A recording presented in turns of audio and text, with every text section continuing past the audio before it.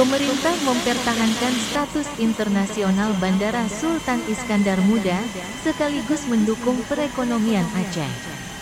Hanya saja pemerintah mempertahankan Bandara Internasional SIM Aceh Besar itu. Semestinya juga DIIKUTI dengan peningkatan status. Pemerintah pertahankan status internasional Bandara Sultan Iskandar Muda sangat bagus dan perlu didukung. Namun demikian juga perlu diikuti syarat status peningkatan bagi bandara internasional. Pemerintah dalam keputusan yang diterbitkan Kementerian Perhubungan menetapkan 17 dari 34 bandar udara di Indonesia yang semula berstatus sebagai bandara internasional.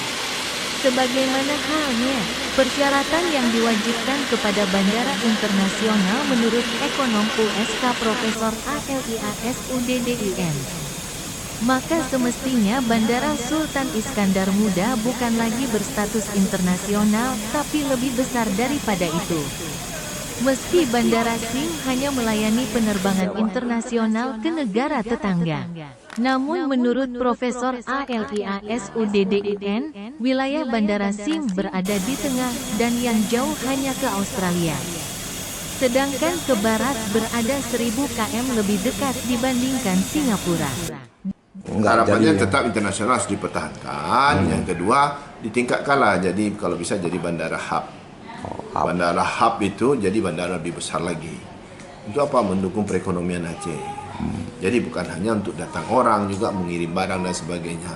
Kalau kita bandaranya besar, landasan pacunya lebih besar, semua jenis pesawat bisa turun, Pak. Nah, kalau ini kan terbatas. Nah, jadi kalau misalnya kan itu ada 500 meter lagi tuh, Pak. Udah dibebaskan tapi belum dibangun. Artinya kalau dibangun itu menjadi sekarang 2.800 menjadi 3.300 itu, maka mantap kali banget.